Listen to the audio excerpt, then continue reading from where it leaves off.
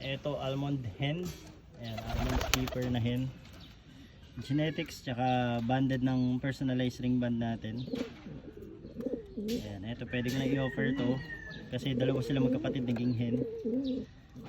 Bali project bird natin to, ang nanay nito Paul Sayon, may lipad. Tapos ang tatay niya is almond steeper, yung foundation bird natin, nakak.